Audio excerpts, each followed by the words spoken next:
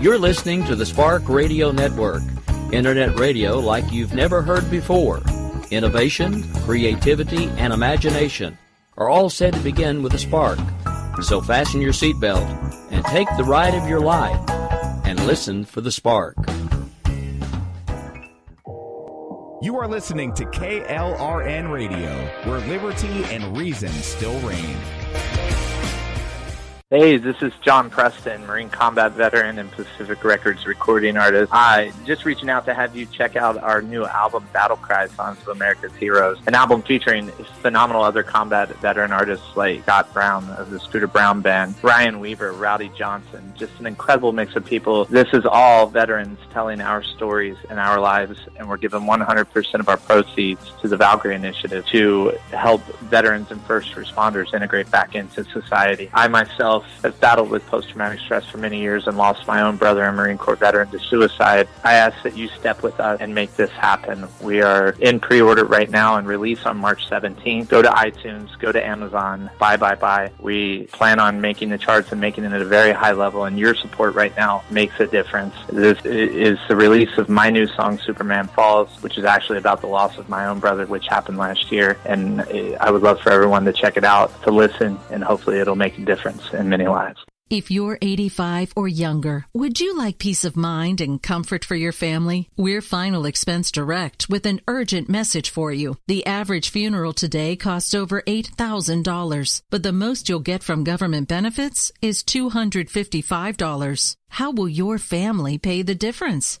We can help. Our senior plans start as low as just $1 a day and pay up to $30,000 for a funeral and other final expenses. Peace of mind is easy. There's no medical exam. You'll have lifetime coverage, and your plan can't be canceled as long as you pay your premiums. Call now for free information about our senior plans. Answer a few simple questions and receive approval right on the phone. Plus, call right now and we'll give you a discount prescription card for free. Call 800-553-8687. That's 800-553-8687. Again, 800-553-8687. 687.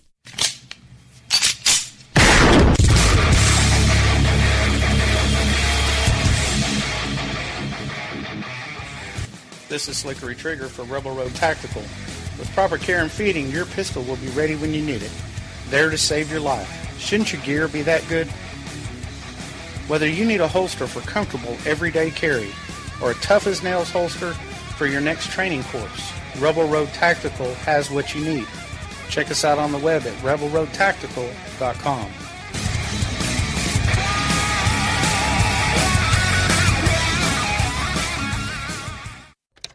Sometimes riders feel lost, unsure why a passage may not be working. It takes another set of eyes to help us nurture our writing into full maturity. At Black Wolf Editorial Services, we strive to enable writers to develop and grow, offering manuscript critiques and line edits through a mentoring editorial style. We also offer assistance on generating a writer's bio for your websites. Black Wolf Editorial Services, nurturing your writing into maturity. For a full list of services, visit blackwolfeditorial.com.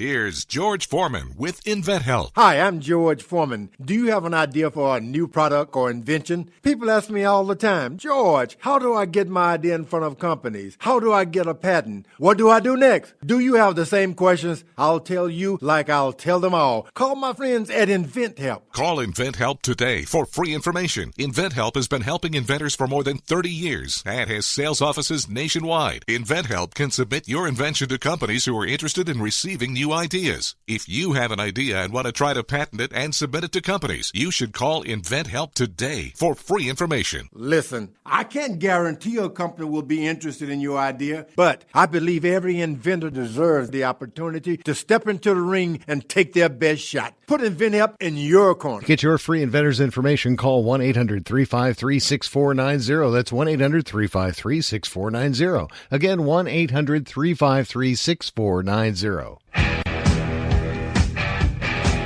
KLRN Radio has advertising rates available. We have rates to fit almost any budget. Contact us at advertising@klrnradio.com.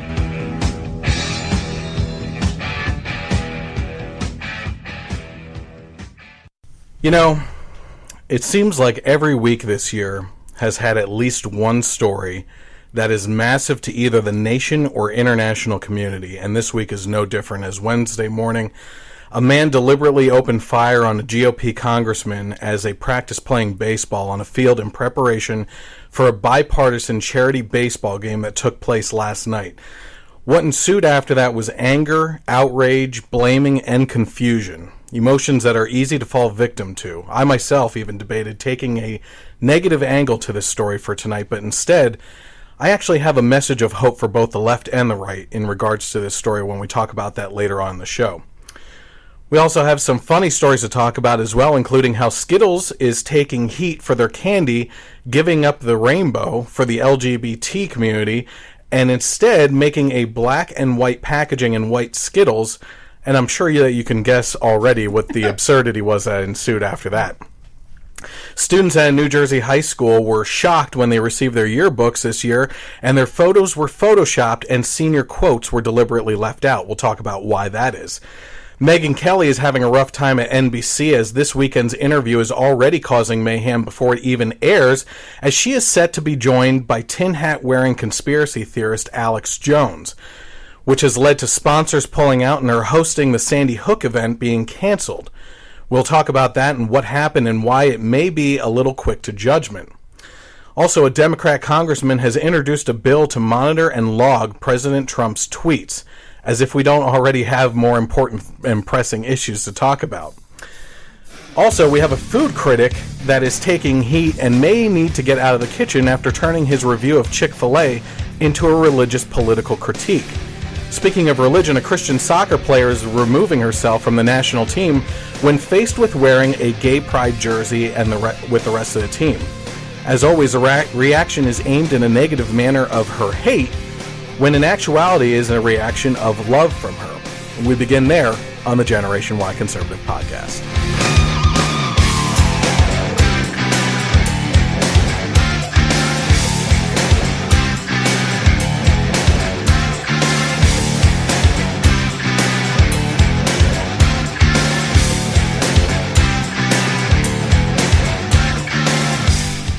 Hey everyone, welcome to the Generation Y Conservative Podcast. I'm glad that you could be with me tonight. Actually, us tonight. And my guest again is Mike. He's back again. I don't think he leaves. I took a week off. Yeah, took a little break. That's right. He enjoyed Matt getting attacked by moths and bugs last week.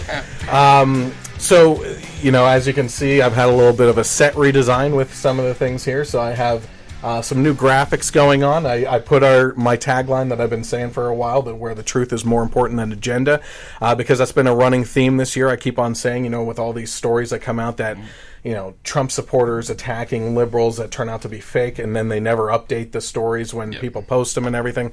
And, I call out our side quite frequently with the Republicans doing things too. So again, the agenda isn't as important as what the truth is and what's going on with that. So the truth is greater than the agenda. You can also follow me on my social media. Right now, you may be watching on Facebook Live, where we stream this podcast live on Thursdays or Friday nights, depending on when our availability is. But what I would encourage you to do is actually go to the Generation Y Conservative page by searching for it, hitting the like button, then going to the following button and going down to get notifications. You'll actually receive notifications anytime that I go live then. And, sometime in the future, I might just be going live with little videos here and there that aren't even on the podcast. So I encourage you to do that as well. You can also follow me, more importantly, as well on YouTube, where the HD versions of the audio and video from this podcast are posted, as well as some other videos, which we've been getting into as movie reviews, and that will be branching off into some new territory as well in the near future. We have the Wonder Woman review that's in the editing stages right now that we did last week. So when you go to the YouTube channel, hit subscribe and also hit the little bell on there, because conservative voices, it's not a conspiracy like Alex Jones would be telling you that they're tracking you or anything. But if you hit that little bell, you'll actually be notified when videos are published to the YouTube channel.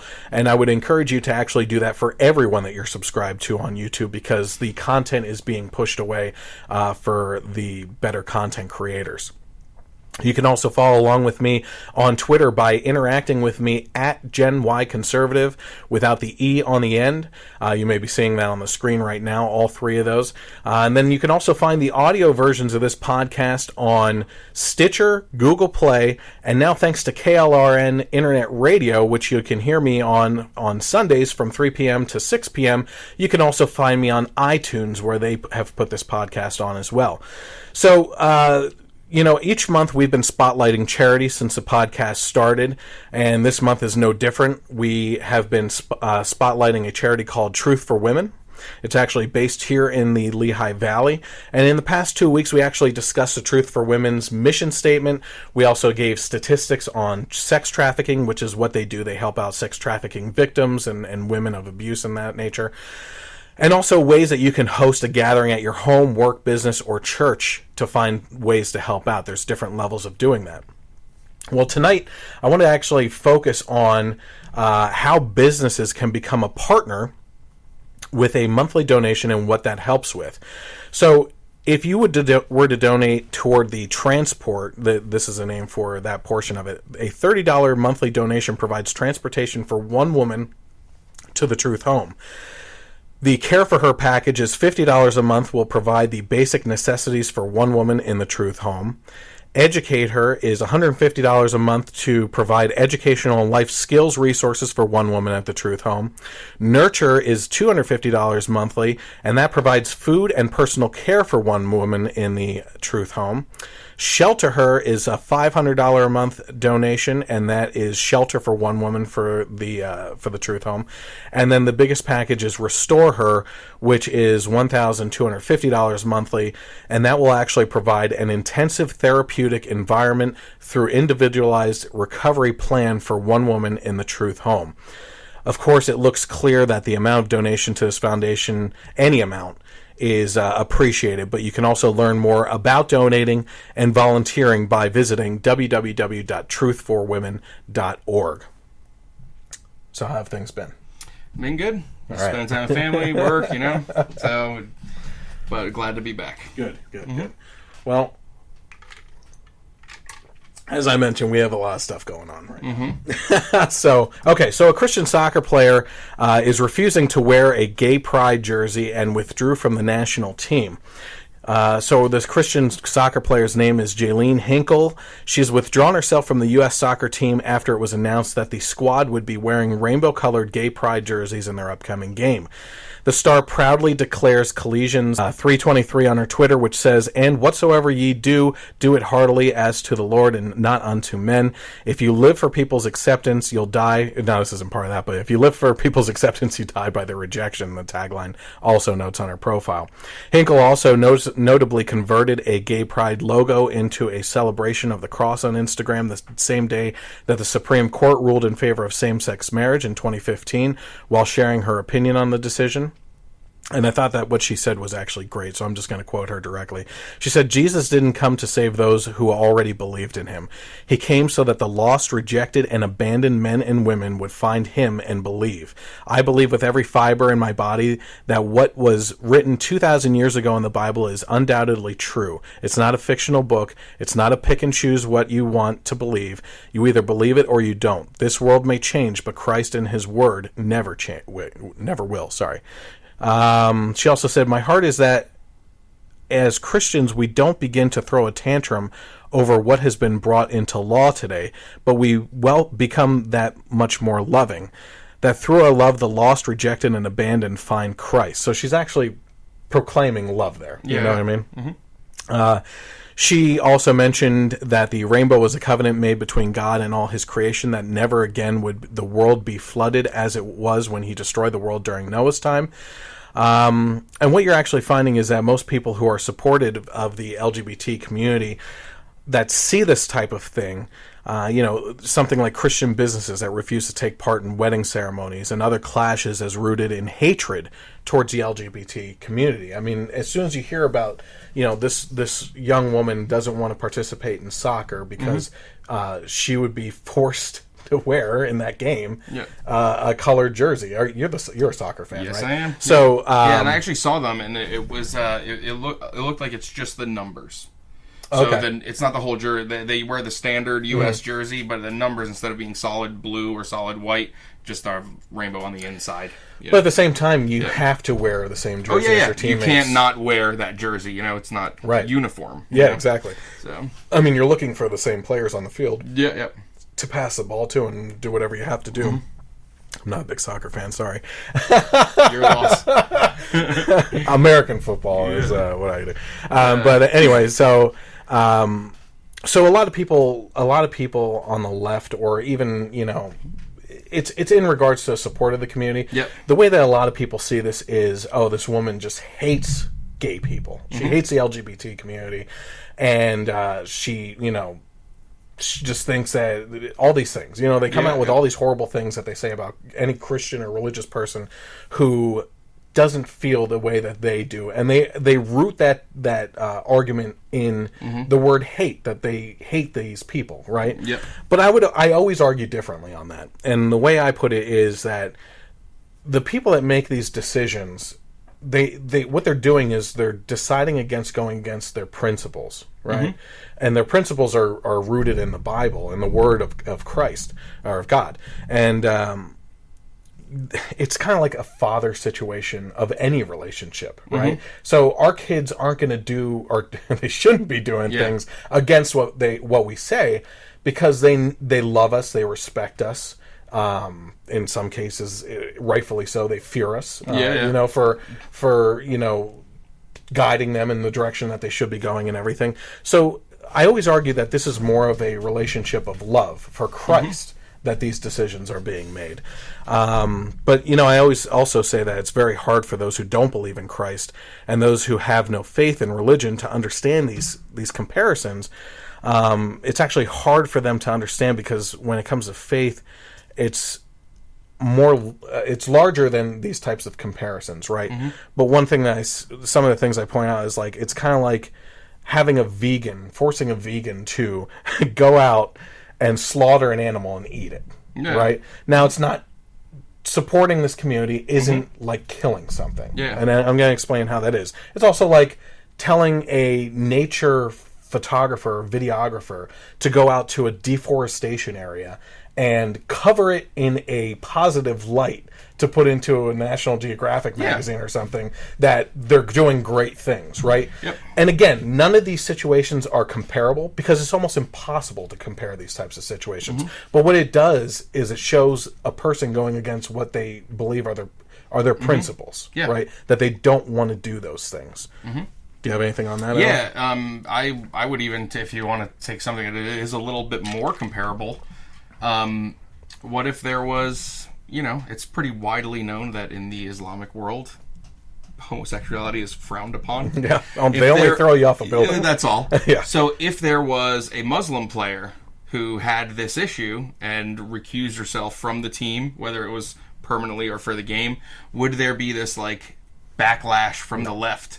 You know, no, there wouldn't. There's even been videos of people going into Muslim bakeries and ordering LGBT wedding cakes and them getting refused, and still nothing's made. No big deal. No religious liberty laws are unconstitutional or whatever. And I think we've said this before, Christians are easy targets in this country because we aren't going to kill you over a difference of opinion, and which is exactly what that situation you're risking. You're risking. I'm not going to say that they would do it. We're not assuming. Not assuming. that should be right here. That's going to go right there. They've even this comes out to me as, you know, it's her choice.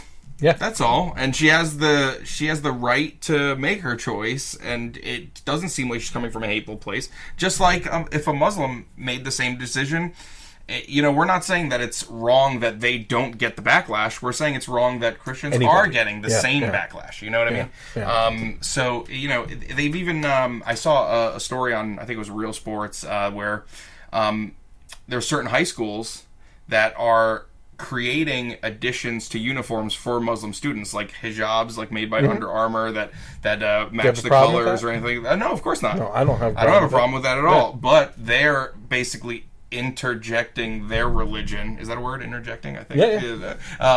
Their religion into their uniform, and again, no problem. You know what I mean? That's my biggest gripe with these kind of stories. Like, there was the story this past week too of Bernie Sanders questioning for the guy. I don't know if you saw, like, I was a podcast last week. Yeah, but I think you liked the comment of mine that I was like, the point is the line of questioning is unconstitutional. Yes. Article 6, Section 3, the no religious test clause. You cannot. He wasn't asking, will your religious beliefs impede your ability to fulfill your role as a public servant? That's not what he was asking. Yeah. He was just asking if he believed what he believed, and then based on that answer, said that he voted no, which is completely wrong. And that, he said, "I'm going to vote no because we shouldn't have." Yeah, this is not what the American people want. Yeah, they want us to take rich people's money and give it to poor people. Now, if it was a Muslim, I would let it slide. Yeah, but the point is, though,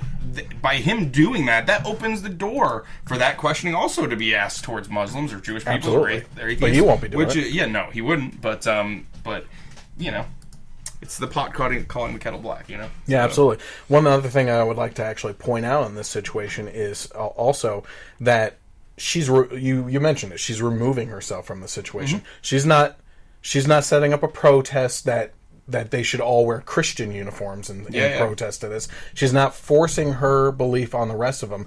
Just as with the Christian bakers and photographers and everything else, they're just choosing not to participate in that. Yeah. You know, they're not forcing the gay couple to choose same or opposite sex partners. They're literally just removing themselves from the situation because they don't want to partake in it.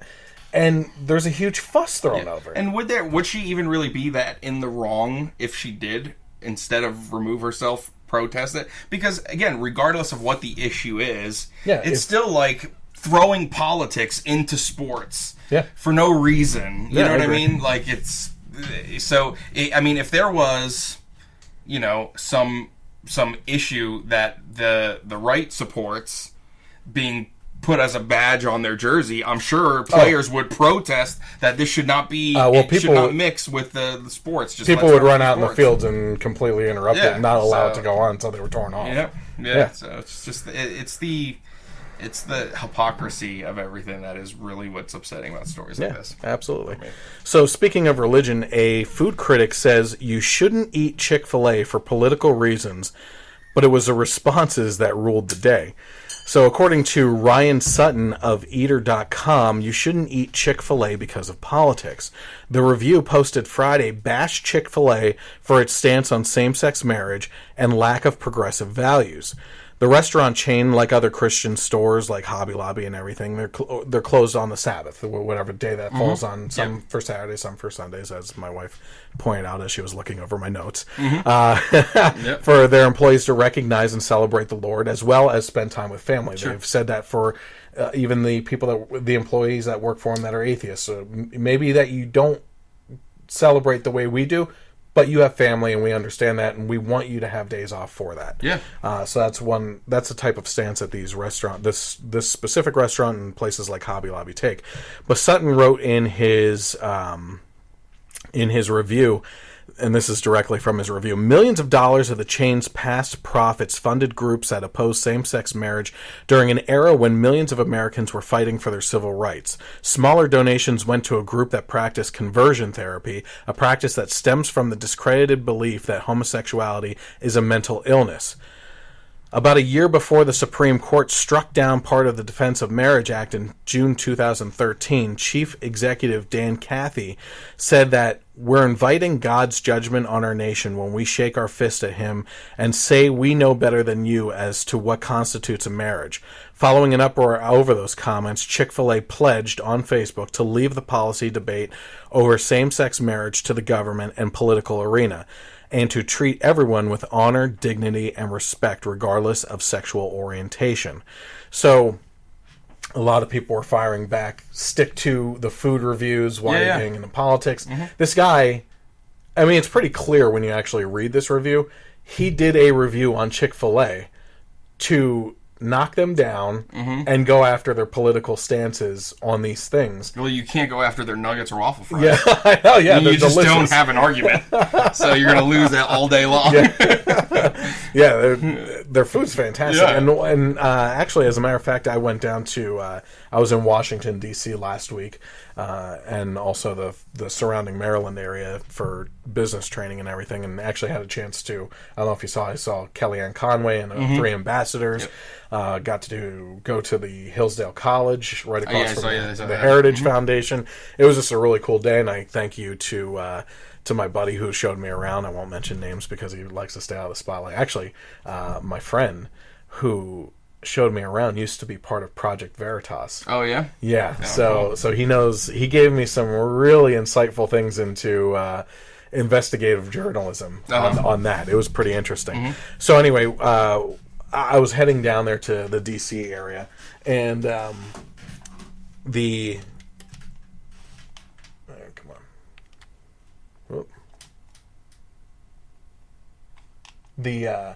one area that I stopped at, I actually stopped for a Chick-fil-A. Yeah. And when I went in there, I was sitting there, and I was noticing like how nice everybody is. They are, and it's every single one. Yeah. What's it? Don't they always say my pleasure? My pleasure. Like you know, and it's one of the most polite places. And not only that, they actually I don't know if you've ever noticed this. That this one Christian music was playing. Okay. The whole time, even if it was just instrumentals and everything, but it was playing. And then also, it was a pretty crazy bathroom.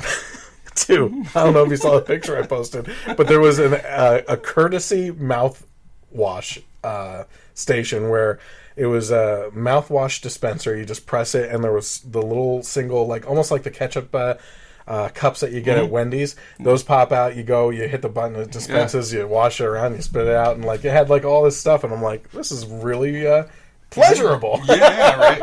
I went to a Chick-fil-A once where when you walk in the door, they have a little holy water like that. And for our next trick, do that.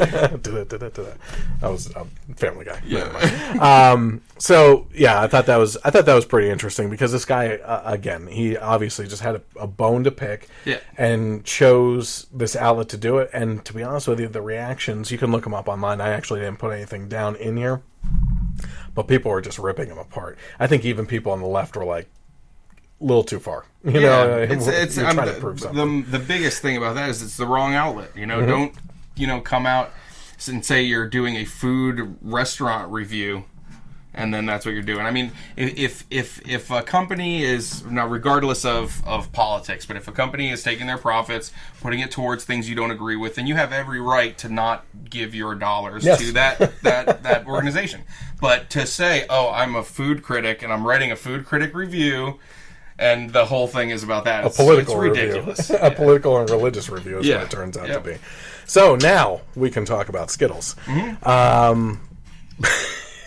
did they even think for a second that there wouldn't be a That was actually on. I posted this article earlier this week. And on the Beck program today, they were saying exactly that in the marketing meeting. Like, who said for Gay Pride, let's do all white.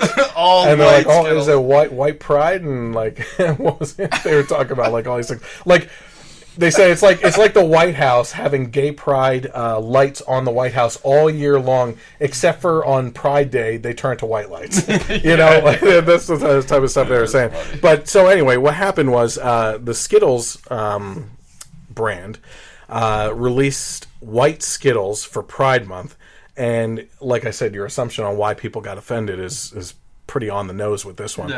Skittles, the display for the candy as well as the wrapping was all in black and white. And some people on Twitter actually likened it to, the one Twitter user said, it's not that I take offense to it, but I feel like I want to color it. Like it's a coloring book, you know? Because it just looks that way. It's just completely like ready for you to color in. It's not done. No, exactly. So the packaging and the display read, quote, during Pride, only one rainbow matters, so we've given up ours to show our support.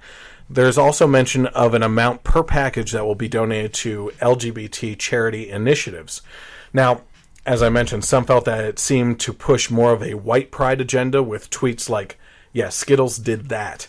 Also, if everyone was equal, they wouldn't be white. And not to nitpick as an art major myself, but white is actually the inclusion of all colors at the same time. So Skittles is both on the nose with that and also very contradictory at the same time. Then you also had a tweet that said, these white supremacy Skittles are brilliant. So, in case you were having alternative concerns, one Twitter user actually addressed that by saying, I don't like these white Skittles because I can't pick out the yellows, which may also be racist. Yes, all of the Skittles are retaining their fruity flavors, as it is just the shell that's white. So there's that whole thing. Oh man, that would drive me nuts. Because I'm notorious where I eat all the same colors. Yeah. I happen to. I'll stick with my personal favorite LGBT candy, Mike and Ike. I had to throw that one in. It was just a perfect setup, you know? Stick to wedding night commercials, Skittles. Oh, man. If you want to see something nasty and look up some of the funny Skittles commercials that are banned from television. I did see on some of those, because we were talking about, like, we didn't know if they were real or not. Yes. When you look them up on YouTube, like, beforehand, it says this is not endorsed by, like, really? Somebody made them, but they're perfect. Yeah, they're high quality, high production Skittles commercials. What was the one we saw in the theater was the ones on the the zits. Yeah. That was is this contagious? Skittles pox or something? All right, so let's see here. Take that down for now. So at least Skittles isn't putting chemicals into their candy to turn people gay. And if you think that's a crazy statement, you're absolutely right there. And it leads into our next topic of focus. So let me just play a little portion of some crazy stuff that comes into our next topic. Like I'm putting chemicals in the water that turn the friggin' frogs gay. Do you understand that? Serious crap. So that, of course, is Alex Jones, for those of you who aren't familiar with him. I have at least one more video of him, actually probably two, that we'll be showing tonight that directly relates to this topic. But Megyn Kelly is actually coming under fire right now for interviewing Alex Jones this weekend, actually on Father's Day. What was today? Friday. So in two nights. She's going to be interviewing him, who's known for his raging conspiracy theories, and he'll be on her show being interviewed in the wake of what was this week, I believe, was the Sandy Hook charity event that she was supposed to host, and we'll get into that and what's happened to her. But let's actually take a look at the promo for this interview, because that alone will have you laughing as well. So this is what's actually going to be airing on Sunday on NBC with Megyn Kelly. Because authoritarianism knows humanity's awakening, and it's moving against humanity on a planetary scale. The great global battle for the future of our species is being fought right now. They call you the most paranoid man in America. Is that true? Absolutely not. A paranoid person will be hiding out in their house, not venturing out in public.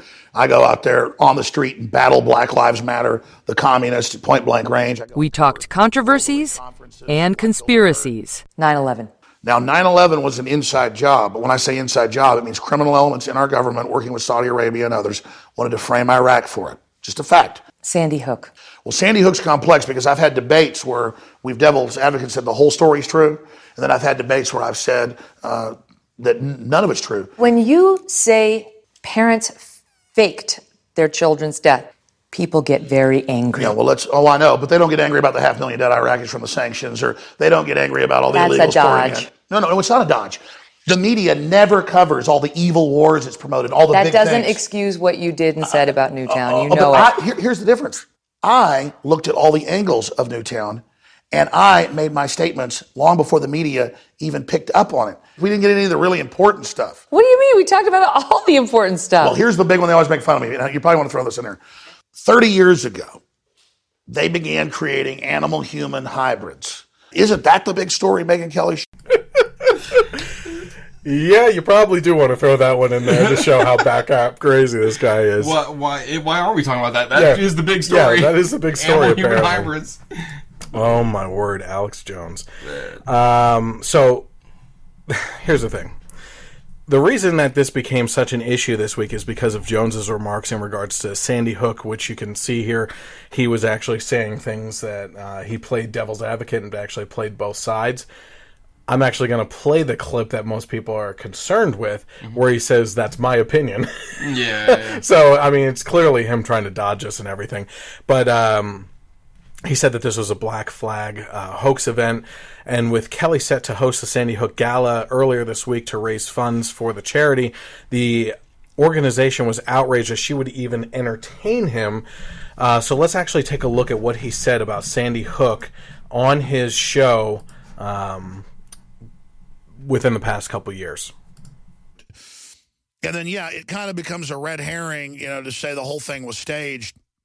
Because they have staged events before, but then you learn the school had been closed and reopened, and you got video of the kids going in circles in and out of the building, and they don't call the rescue choppers for 2 hours, and then they tear the building down and seal it, and they get caught using blue screens, and a email by Bloomberg comes out in a lawsuit where he's telling his people, get ready in the next 24 hours to capitalize on a shooting.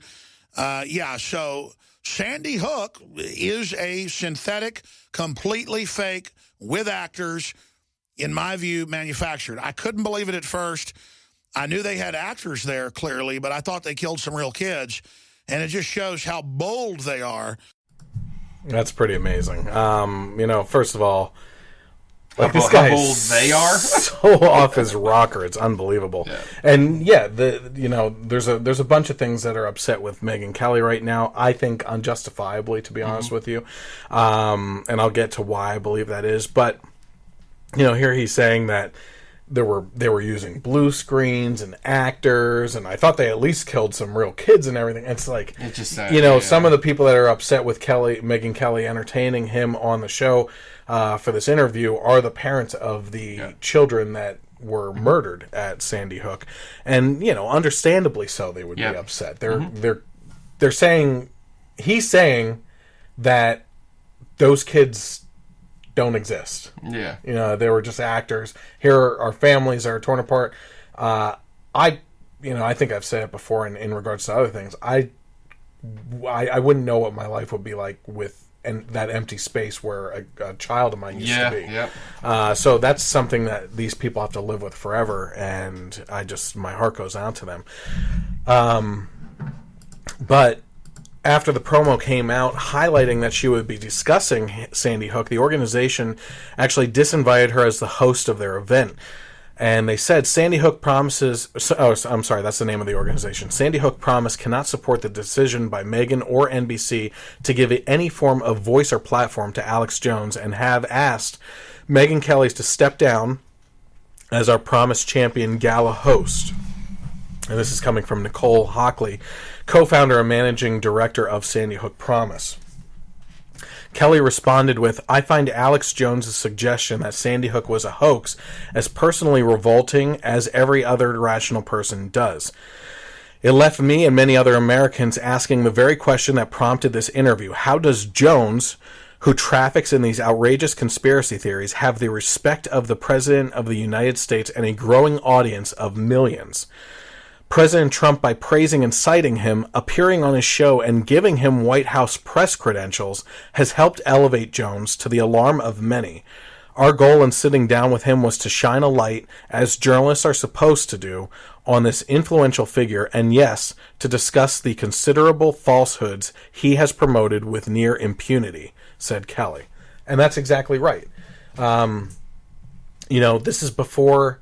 Unfortunately for Megyn Kelly, this interview was decided to air the same week as this gala event and right after. Yeah. And they released a promo right before the event. Yeah. So there's what I would have liked to have seen is for this interview to be sent to them, edited and done, to make the decision on whether she was actually elevating his opinion as a conspiracy theorist and kind of egging him on with it, or if it was her kind of tearing him down and the kind of stuff that he believes in. Because if it's the latter, then they should be praising her for this type of interview. You know? Basically, I kind of don't. I don't really agree with a lot of the argument of you're normalizing this or you're normalizing that. Like, for me, have the truth of whatever opinion be out there. You know, it's almost the same thing as kind of like not letting Milo speak or not letting any culture speak. Like, if they really do have such a crazy wrong opinion, let them state it and then argue it. You know, and instead of just, we don't want to hear anything, you know, you're normalizing, whatever, you know. The only people who I kind of understand is the parents. I understand where they're coming from just because they have that kind of raw pain that I would imagine never goes away. But did you hear what he did this week about playing the raw audio of the whole interview and the pre-interview before it comes out Sunday? Oh, yes, I did. With, you know, and he kind of got Megyn a little bit on, you know, there's audio of her saying, listen, we're not going to do like a gotcha hit piece. You know, this is just kind of like, here are your opinions and we can talk about you as a father, you know. So she really was like, kind of like trapping him. It's telling him that it wasn't going to be one thing when really it was going to be, you know. And he was claiming that it was heavily edited and that they didn't put in that he doesn't really think those things, but obviously the clips you played show otherwise. Yeah, absolutely. So yeah, it's kind of like a whole, you know, she is getting a lot of backlash for this, and I'm not sure that it's justified. Yeah, on top of that, J.P. Morgan Chase also pulled its advertising from Kelly's upcoming episode featuring the right-wing conspiracy theorist as well. Now, I take a little bit of issue with calling him right-wing. I mean, I guess he does fall on the fringes. I will say, have you ever seen like any of the InfoWars YouTube videos or anything like that? I don't like him, but the British Joe. Is it British or Irish or something? British. It's either Joseph Paul Watson or Paul Joseph Watson. I like him a lot. He's is that the one that you showed me? Might have been a while ago. I don't remember, but he's this British guy. He kind of like talks in front of a map. Yes, that's okay. That's a completely different one, but that's the one I like. I like him. Yeah, I like him a lot. But he's on point with it. You know, Alex Jones. There's some things that he says that, you know, because I feel like for when we villainize someone completely because we disagree with a couple of things, there's always some overlap. You know, so there's some things that I agree with, but his whole conspiracy theory character is just so out there. It's nuts. You know? Yeah. So when you know, this is actually one of my favorite things about this. Guess who said this? Okay, without looking at the screen. Okay. There is no justification for amplifying lies or a liar, particularly about unimaginable tragedy. I hope no parent, no person watches this. Who do you think said that? Talking about lies and liar. Oh, God. Well, it was Chelsea Clinton. So, no justification for amplifying a lies or a liar. Pelosi, but... Yeah. I mean, hasn't she spoken on the behalf of both of her parents? You know, especially her father, who has directly lied to the nation about his sexual affairs and everything. And she talks about unimaginable tragedy. Well, a couple women have come out saying that he raped them. Yeah. You know? For his part, Alex Jones said of Megyn Kelly, she's not feminine, cold, robotic, dead. I felt zero attraction to Megyn Kelly. That's not an insult to Megyn Kelly. I talked to a lot of other folks that know her. They say, no, it's the same. Because you're dealing with a sociopath, a psychopath? I don't know. Rip the shirt off and everything else. Like, he is psycho. This guy is psycho. Is nuts. Speaking of eyes, though, I think those eyes actually look into your soul. Yeah. And I would check out. I love you, Megyn. Yeah. I do too. But I would check out. He was on Joe Rogan's podcast. Oh, I know. I saw it. Oh, you saw it? And apparently they go back a long ways. Like, they were friends, like, way before either of them got, like... But Joe says he's crazy. Oh, yeah, too. Joe definitely... I mean, he says, like, I like him, but he's nuts. Yeah. I just want to say, again, that the Sandy Hook massacre was real, and my heart goes out to those families. I can't imagine the pain that they will continue to deal with for the rest of their lives, and I just want to make that very clear. Mm-hmm. Okay, so let's jump over to a high school in New Jersey, Wall Township High School. Have you heard about this one? Yes, I have. Okay. Yep. So, saw pictures. Yep, where 3 students noticed their yearbook sections had been obviously edited. We didn't mention in the beginning what those edits were, so let's talk about that now. This past fall, high school junior Wyatt Dobrovich Fago posed for his school photo wearing a sweater vest that neither students nor administrators said anything about to him.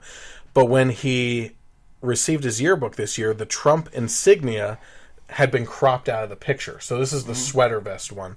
Yeah. So let me bring that one up first here. Let's see. Trump sweater. There we go. Okay, so that's him. So you can see on the left-hand side that you can clearly see the Trump logo, and then on the one on the right, they just basically cropped it out and zoomed in on the same size of the image. Now, Wyatt's little sister and Wall Township High School's freshman class president, Montana, noticed something missing from her yearbook as well. The students were asked to email their favorite quote to the school by a specific deadline to ensure that each student's memorable quote made it into the yearbook. When Montana opened her yearbook, she noticed her favorite Donald Trump quote was omitted from the yearbook. And his quote was, "I like thinking big. If you're going to be thinking anything, you might as well be thinking big." Well, it's quotes like that remind me of Socrates. Yeah, right. Like, come on. Yeah. First of all, there's arguments to be made on both sides that kids in school don't really know, and it's more their parents' influence on things. Mm-hmm. But at the same time, you listen to Donald Trump's quotes, it is kind of a grade school level of saying. So they could very well be connecting to it and everything. Oh, I'm going to be hated after this one. Okay. By my own people. Calm down. Now, also, Junior Grant Berardo also wore President Trump's Make America Great Again slogan during his high school yearbook photo. Only his shirt was canvassed with the logo in a way that could not be missed or cut out without Photoshop. And I would know because I'm a Photoshop person, which is exactly what happened. The whole logo was Photoshopped out to make it look like a plain t-shirt. So you can actually see here, that's his shirt. Now that's clearly edited to take that out of there. Now, the school could say, "Oh, we just cropped in like certain images a little bit tighter for better detail," or her quote got lost amongst things. Come on, this is strike number 3, and this is the biggest strike of all. No way around that one. No. Yep. So Grant's father, Joe Berardo, immediately approached the school superintendent, demanding an answer and demanding that the school reprints the yearbooks. And I would do the same. Yep. That's a huge cost to the school. Mm-hmm. But at the same time, sometimes lessons need to be learned. Sure. Here's an interesting offshoot ADD topic kind of moment. Mm-hmm. Now, I served on the school board. Yep. And when you really look into the way systems work, and this should be obvious to people, but I don't really think that people think it through, right? Something happens where a parent sues a school district, right? A lot of people think, well, that's going to teach them a lesson. Right? But who are you really suing? You're suing the taxpayers because it's all tax supported, right? Yep. So you sue the taxpayers for millions of dollars or what have you, and now all of a sudden your taxes are going up. And I'm going to tell you something. The administrators and everybody else involved in it didn't learn their lesson because it's not coming out of their pocketbooks. They don't have to play around with the budget. They just have to increase the taxes to everyone else around you.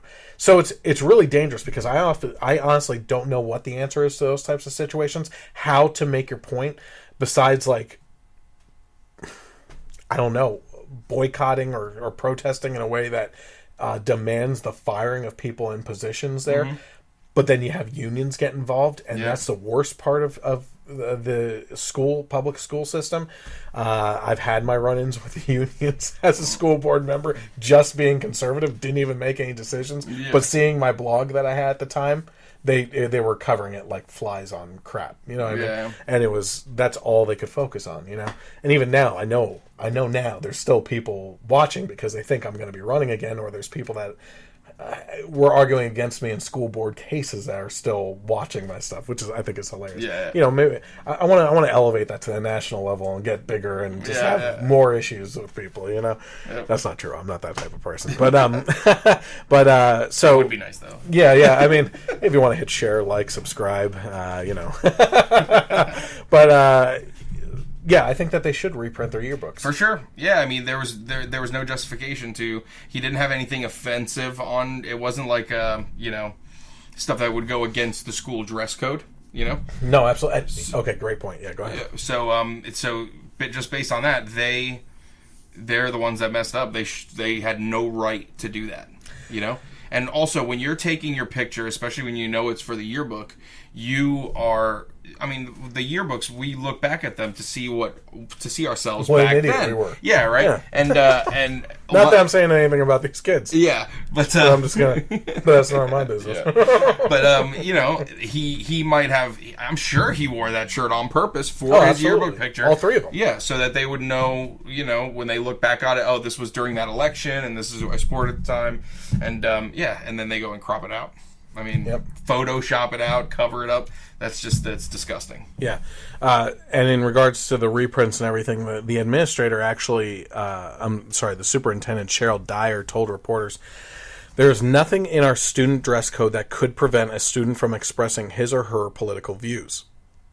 The high school administration does not condone any censorship. The actions of the staff involved will be addressed as the investigation is concluded. Now, another off-topic, on-topic type thing. I was on the yearbook staff in our high school. Mm-hmm.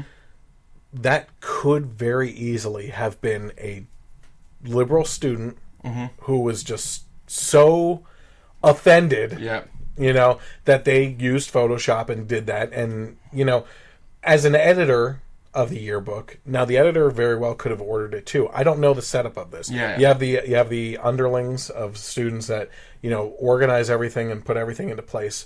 You also have the editor that looks over everything and makes sure everything okay. Well, if you're an editor and someone else did that, you see a plain T-shirt. You're not going back and going, you're comparing every single photo of every student and everything. So it very well could have been one person. One person, not to make the whole school. So. Yep, and it certainly wasn't even the school administrators or teachers involved in this decision. Could very well have been students, but again, it's not good. It's not looking good. Yeah. And I agree with you on what you said about the context of the shirt. I said I understand if the content of the shirt was vulgar or otherwise inappropriate, like Trump's grabber by the, you know, if the shirt said that, you know, I would understand. But this stuff clearly was just a very simple support of him and non-offensive. And I said, you know, imagine if this was a kid wearing an Obama shirt or something. Yeah, it never would have happened. Yeah, it never would have happened. And also, I if it did happen, I would be equally against that too. Absolutely. So, yeah.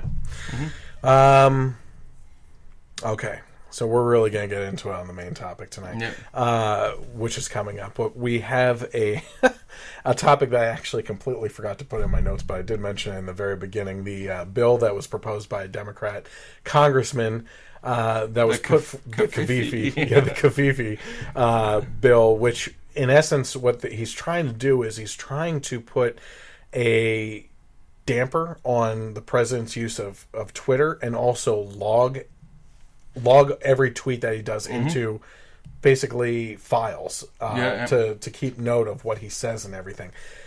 This guy is obviously technology illiterate because nothing that goes on the internet is lost forever. Ever lost. Yep. No, it's not. I mean, Twitchy, I think, is the one that logs every tweet that's out there. I mean, if you want to find what someone said, even if they deleted it, you can go to them and they'll draw it because they save all of them. Yeah. It's pretty crazy. Yeah. But this stuff is out there. I mean, even, okay, let's say that Trump deletes a tweet.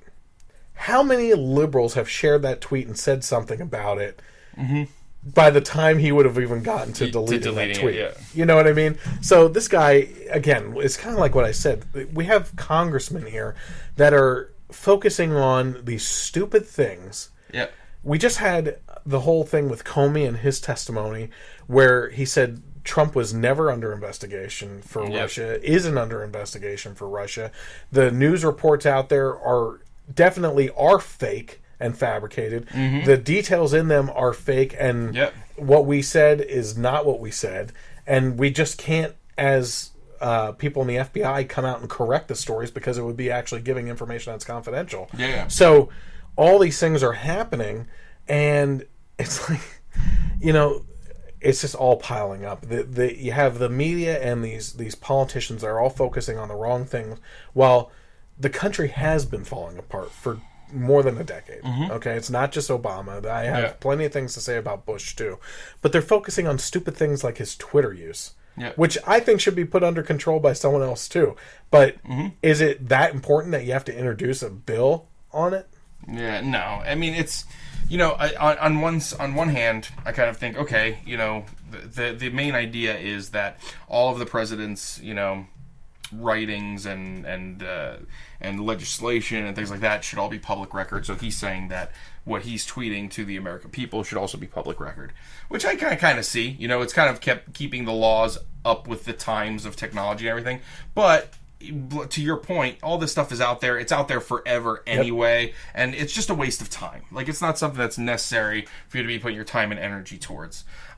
Secondly, I kind of think, as far as just Twitter and the presidency, one thing that Trump has done, I think even going forward past him, is changing how the president communicates with the American people. Because I guarantee whoever's next, whether it's a Republican or a Democrat, whoever, they're going to be tweeting too. Yeah, absolutely. Because he is kind of the first one to say, and I this is one thing I love about him, is you know what? Okay, I'm not just going to say that this is fake. I'm just going to disregard it completely, and I'm going to tell the people exactly what convey my message directly before it gets twisted and turned and everything like that through all the normal news channels. And even with his did other presidents do a weekly address on YouTube? Yes. Yeah. Yeah. Okay. I mean, that's a tradition that started with, I believe, Eisenhower. Yeah, the fireside chats. Yeah.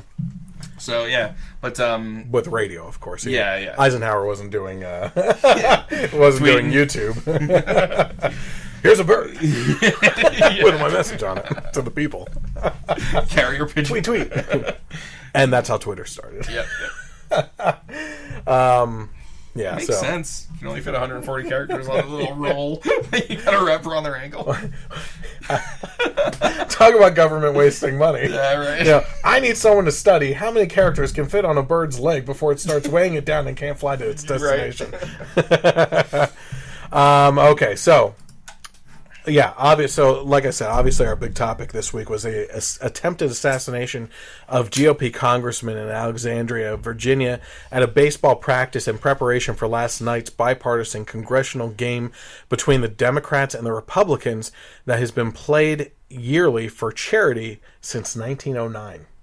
That's pretty cool. Yep. On Tuesday morning during the practice for the Republicans on the field, a man approached a congressman in the parking lot and asked if, quote, this is the Republican or Democrat practice, to which the congressman replied, the Republicans, and the man turned and walked toward the field. The man then opened fire with a rifle and pistol, shooting the House Majority Whip Steve Scalise in the hip, who is still in critical condition but getting better. He also hit a staffer in the ankle and a Capitol Police officer in the chest, with a total of 5 being injured before the Capitol Police took the shooter, now identified as 66-year-old James T. Hodgkinson. Yeah, a man with a very violent past, including beating his foster daughter, who eventually committed suicide in 1996 by pouring gasoline on herself and setting herself on fire to get away from him, and was was found to be abusing his next foster daughter in 2002, and was arrested in 2006 for domestic battery.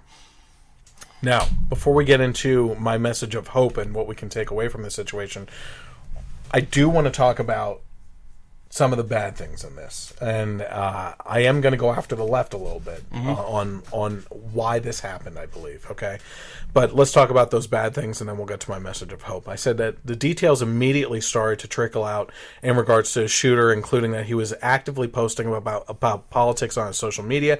He was a volunteer for the Bernie Sanders campaign, and his favorite shows included Rachel Maddow. On Facebook, he was a member of groups including Terminate the Republican Party, The Road to Hell is Paved with Republicans, and Donald Trump is Not My President. Now, I'm going to go over a lot of examples here, so buckle up, because Nancy Pelosi just was asked first of all, some of the Democrats, including at the game, came out really in support of unity. Yep, I actually heard quotes from Democrats and Republicans saying, this has to be a wake-up call to get rid of the vitriol that we have, as far as like, hey, it's okay to disagree. Part of my message of hope. Yep, sorry. No, it's okay. But Pelosi was one of them that said it. Yeah. Steny Hoyer was another one. Bernie Sanders had something to say, although we are going to point out previous things that he said that kind of contradict this exact statement. But there was a good show of unity, and a lot of people were angry right off the bat. Like I spent Wednesday just really angry at what's been going on, because I noticed things, and that's exactly what I want to talk about, is some of the examples on why something like this actually ended up happening. This comes on the heels of multiple events done and spoken by the left since President Trump took office, including, get ready, for more than 8 years, every time there's a violent incident, the media immediately jumping to the conclusion that this must be a Tea Party member, when none of those have ever, and I underscore that because you can look for them, have ever panned out. Most notably, the Gabby Giffords attempted assassination that turned out to be a mentally ill Democrat. Multiple fabricated Trump supporter attacks on liberals that turned out to be completely false to spread a false narrative of the tone of the Republican Party. Incidents that were socially spread virally and yet left without an update that it was actually a fabrication. Sometimes a lot can be said by not saying anything at all in those situations. Also, publicly shaming Vice President Pence at the performance of Hamilton in New York City, for his views on things. You had Madonna at the Women's Day rally saying that she has fantasized about blowing up the White House. Just recently, within the last couple of weeks, Kathy Griffin's beheading photo shoot stunt. You also, around that same time, had this punk rock concert taking the naked Trump statue and beating it to hell with a baseball bat. Did you hear about the Public Theater in New York? Oh, yeah. So the Public Theater in New York Central Park from May 23rd of this year to June 18th, so it's still going on, has a rendition of Julius Caesar in modern times being portrayed as Donald Trump, a Donald Trump lookalike, and assassinated, being passed off as now art. This is performance art. The one thing that I will say that I saw recently was that this same group, when Obama was president, had Obama depicted as Caesar. So it did they? Yes. Yep. And I saw pictures. Well, there you go. Maybe I stand a little corrected, but I still have a long list going. I saw pictures and everything. And I would completely disagree with that. Yeah. So that is such a bad thing to do. Yeah. It's so I but hey, they did do that. So I don't know what that means. Yeah. Because both are wrong, but they are both. At least they're consistent. Yes. Yeah. Well, not only that. What's disgusting to me is the standing ovation that was given right after the assassination of Trump in this one by the crowd of New Yorkers. Yeah. I'm sure a lot of New Yorkers weren't too thrilled when it was Obama. Oh, yeah, no. That's surprising. Yeah. I wonder if there's a video of that. Yeah. I saw at least I saw a still photo, but I'm sure there was video too. That's disgusting. It is, yep. Yeah. You also have speakers at colleges like Milo Yiannopoulos, Ben Shapiro, Ann Coulter, Steven Crowder, and Dave Rubin, who, and I said speakers, I didn't say right-wing speakers, because Dave Rubin is not a right-wing person, being protested, shouted off stage, or completely canceled because of violent riots outside. So where exactly is the free speech in this community? You also have people in the media constantly covering only the negative stories on Trump, or those like Whoopi Goldberg who refer to him as the resident of the White House, not the president. Democrat politicians fear-mongering that his presidency and those in Congress will destroy life as we know it, and sometimes literally ending life on the planet with things like the Paris Accord. Even Bernie Sanders, who the shooter volunteered for, responded to this most recent event with, "I have just been informed that the alleged shooter at the Republican baseball practice this morning is someone who apparently volunteered on my presidential campaign. I am sickened by this despicable act, and let me be as clear as I can be. Violence of any kind is unacceptable in our society, and I condemn this action in the strongest possible terms." But that is a far cry from how he politicized and fundraised after the Gabby Giffords shooting in 2011 by blaming right-wingers and Sarah Palin for the shooting before it became public that he was a Democrat that actually shot. This is what he said back then. "This horrendous act of violence is not some kind of strange aberration for this area where, it appears, threats and acts of violence are part of the political climate. Nobody can honestly express surprise that such a tragedy finally occurred. In light of all this violence, both actual and threatened, is Arizona a state in which people who are not Republicans are able to participate freely and fully in the democratic process? Have right-wing reactionaries, through threats and acts of violence, intimidated people with different points of view from expressing their political positions?"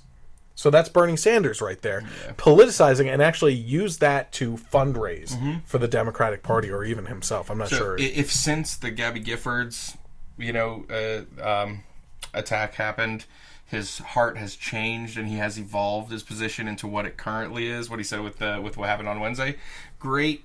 But I think it's far more likely he's just being a hypocrite. Yeah, absolutely.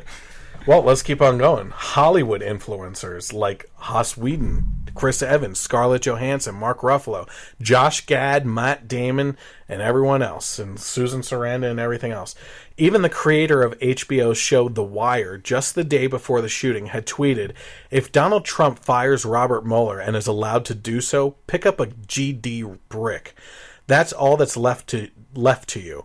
And any other celebrity that has used their spotlight to say absolutely disgustingly hateful things about the right in general. How about liberals on social media for years have been calling for love and tolerance? The ones that even today are saying we need to defeat terrorism with love, but suddenly believe very strongly in the word hate in regards to President Trump, and praise things like this Julius Caesar performance that earned that standing ovation. Even responses after this incident tell a story of the hateful dark hearts here in America. Marcos Melissas, founder of the Daily Kos, or the Daily Cuckoos, I think is what they call them, tweeted, "Republicans are getting what they want."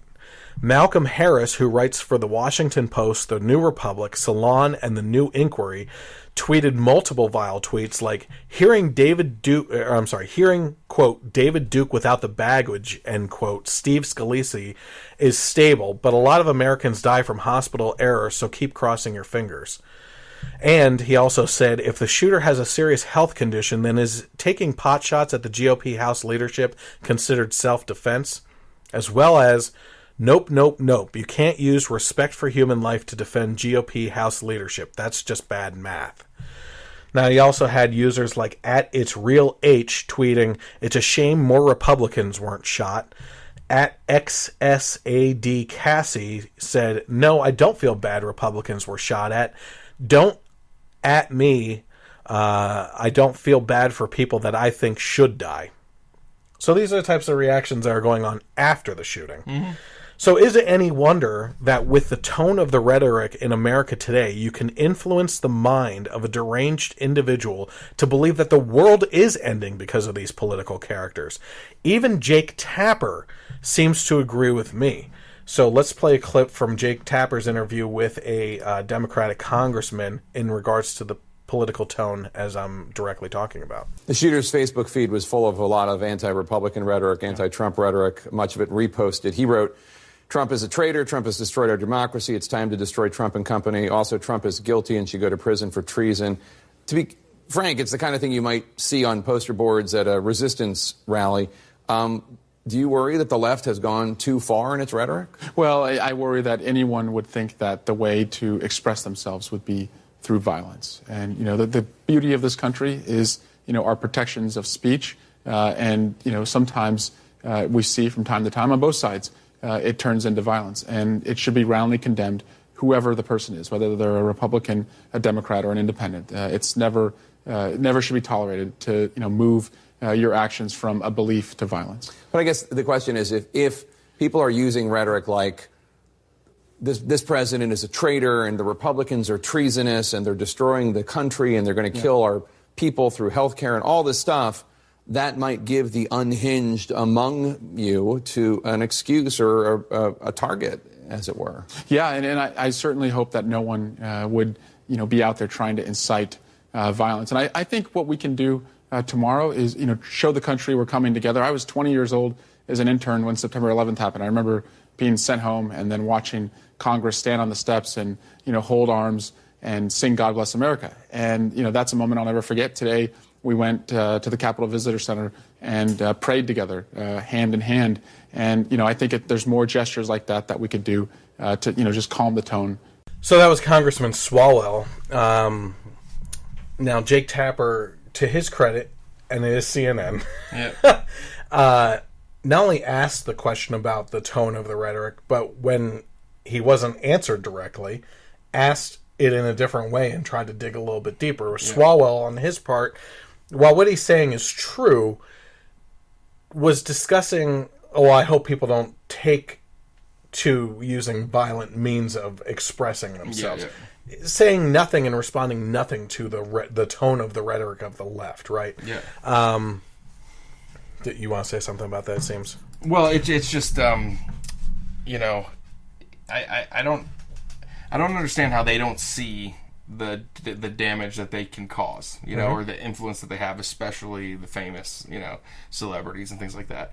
I definitely do think that, there are mentally unstable people on both sides, or on every side of every issue. And when you have a platform like that and you encourage violence, even if it's joking or even if it's not literal, you are planting these seeds into these people's minds of something that's acceptable to do. Absolutely. So you kind of segue into exactly what I was going to say, which is this a symptom of only the left? Of course not. Obama dealt with pushback as well, but things have only escalated to uncontrollable levels. But I will say that the divide really became noticeable when President Obama set the public against our police officers and set that national tension that led to multiple police assassinations, including 5 by one shooter down in Dallas, Texas. All day on Wednesday, I listened to the news on the shooting, and I was angry. I was bitter, emotional, confused, and saddened by what was going on. It was obvious to everyone that the tone of the rhetoric on the left led to this leftist to try to massacre 10% of the congressional GOP in one horrific event, if not for the presence of good guys with guns, the Capitol Police, who eventually took them down. These are all types of things many of us have been feeling all week, but anger and bitterness are both the easiest and ugliest emotions that we can fall victim to, often letting them dictate how we react and treat each other in times such as these. These are bad times. That's all there is to say about it. This is why I saw hope in light of this attempted assassination on Wednesday, with the left faced with an obvious example that hatred has led to people on the left attempting these things, seeing people like Pelosi, Sanders, and other Democrats reach across the aisle in a show of unity. What I see is an opportunity for there to be a national discussion about the tone of rhetoric on both sides than what they use daily in their rhetoric. I mentioned the left's tone earlier because of the news of the week, and that directly relates to that, but the right is also guilty of saying hateful things as well. Maybe this is the time to change the direction of souls here in America and how we treat each other. It's a very tall order, and the odds of failure are against us, but isn't it worth the risk? Isn't it worth the shot to take to try and do something about this? great example, and I've brought this up before too, is I was a very divisive character in my writing when I was writing politically about things, and would get into heated arguments that would always lead to mudslinging back and forth, right? Yeah. And my wife said to me, thanks to her, she said to me one day, that's not you, and not only that, you're lowering yourself to their level. It was Michelle Obama who recently said, when they go low, we go high. Yeah. And they certainly haven't been doing that. No, not at all. But the fact is, she said, you're lowering yourself to their level, and when you sling mud, you're both getting covered in it, If you just stick to the facts, if you stick to policy debate, even as they're throwing mud at you and attacking your personal character and everything else, if you just stick to those things, they are hanging themselves. They are making themselves look bad with what they are saying. If you just continue to go down that line and not look off to the side and start engaging in those side discussions on personal character and what's in a person's heart that you don't know, and that's the conversation that we need to start having here in America with both sides right now. Yeah, she's absolutely right. I mean, I got into the same thing earlier this week when I was telling you about that the story about Bernie Sanders questioning and everything, and this one guy that I was arguing with was kept bringing up oh, well, do you think it's right that everyone should go, that everyone who doesn't believe one thing is going to hell and blah, blah, blah. And I just kept saying, listen, all of that is irrelevant. Yeah, and not only that, all religions have that point of view. Yeah, absolutely. If you don't if every religion basically says, if you don't believe in our religion, you are condemned. Yeah. That, in not in different words, but that is exactly what every religion says. Yeah. So, but I just kept kind of hammering a point. I was like, listen, that's irrelevant. The only thing that's relevant is that him asking those questions is unconstitutional. It shouldn't have been asked. That's it. And there was no way he could argue. No. They hit a dead end with you. So, by the way, I don't know if you heard this, but the Democrats kind of creamed the Republicans 11-2. In the baseball game. How the heck is that possible? Even a blind squirrel stumbles across a nut every once in a while. Apparently they've been on a streak for the past decade. I think last year they lost, but the Democrats are usually winning. Really? Which I honestly find surprising from a group of participation trophy type people. Yeah, you know what I mean? Yeah. I figured they would just be like, oh, great game. Yeah, we don't care. Here's some popcorn. Maybe it's the fact that you got a lot of older congressmen probably on the Republican side and younger people That's coming the assumption, up. Though. But you have Ben Sasse, you have Ted Cruz, Mike Lee, and all these other guys and everything. I just don't see it, and that narrative isn't true anymore. You certainly have these curmudgeons like McCain and Lindsey Graham that you can't get rid of with a spatula, for crying out loud. Yeah. But it's swinging back around. It is. Well, you have to replace them at some point. Yeah. Actually, a couple of years ago, Nancy Pelosi was asked in a press conference, "Do you believe that maybe it's about time that you step down and let a younger person bring some fresher ideas to the table?" I'm going to include that in my YouTube clip because she was so offended that she said, "Are you calling me old? Are you saying that I can't have fresh ideas?" And oh my God. Yeah, I have a fresh face every week. Yeah, right. But it was pretty funny. Actually, as a matter of fact, I was talking about the funny nature of the baseball game and everything. I kind of noticed something else. This is completely off topic, and we're done with that topic. Yeah. Well, actually, do you have anything else to say about this? No, we covered it pretty well. I mean, it's just that hearts go out to everybody that was affected. A speedy recovery for everyone that was injured, especially Scalise, and hopefully both sides can kind of use this as a turning point to kind of change the narrative. I hope so. Yeah. But what I fear is 9/11. It's a temporary Band-Aid, and then everything goes right back down. It gets worse almost, doesn't it? And I felt so energized after 9/11 with the unity in the country. Oh yeah, the patriotism. It was amazing, And you go up to I just for the first time was up there this year at the memorial for the first time. Yep. And wow. You know, I haven't gone through the museum yet. I really want to go through the museum. It's something else. Yeah, and it's just amazing to see the way that apparently at that point in time, even the subway was horrendous to ride on, right? Mm-hmm. Now, when we were up there, I was on the subway, and it wasn't too bad. Yep. But there were stories, and we all have like things like it's so funny because it seems like it was a long time ago, but it really wasn't for us. Yeah. We were freshmen in college. Well, I was a freshman in college. He's old. Yeah, I was a junior.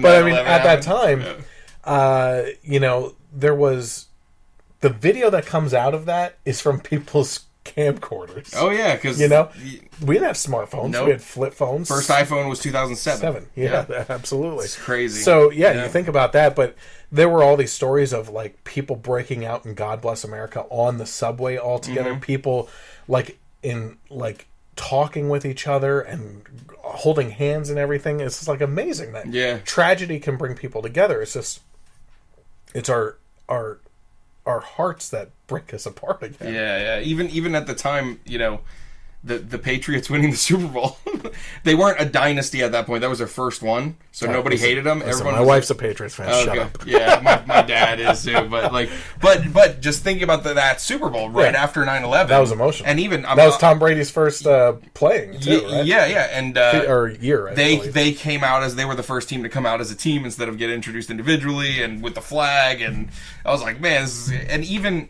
I'm a Red Sox fan. I hate the Yankees, like with everything in me. Yeah. But I think they won the World Series that year. It was like, it's like, oh, New York, you know, like it's like everything kind of just like, and then it just goes back. And I do feel like it's going to be a very hard road to kind of to hope for unity, because even the day of and Thursday. If you watch like Rachel Maddow's show or MSNBC, they're not even talking about it.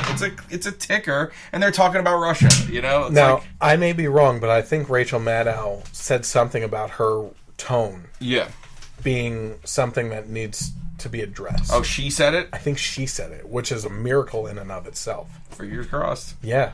Well, it didn't, because what I heard was she addressed it at the beginning, and someone was like, "Oh, really beautiful words" and everything.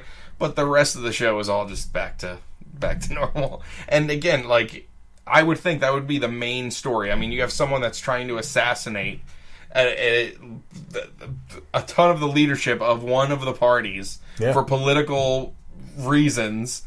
That's something that's on the news for days. Yeah. And it was just on the ticker on their channels. You know, it's like, oh man, here we go. That's pretty sad. Yeah. So I wanted to say, though, kind of a funny little side story before we go off. We really got into, over the past 3 years, it was America's Got Talent. Yeah. And so it just felt so long between seasons. You know, I hate that.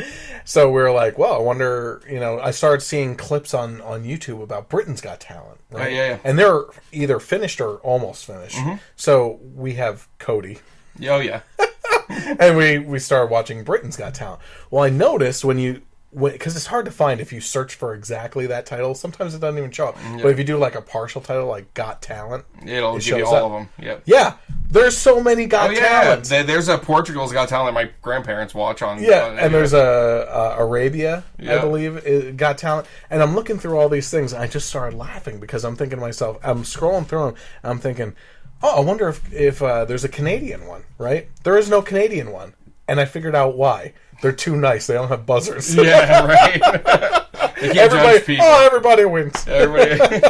Yeah. So I thought that was funny. I was looking through. You go to the next round, eh? Yeah. Oh, that's okay. You take it. Oh, golden buzzer for everyone. Yeah.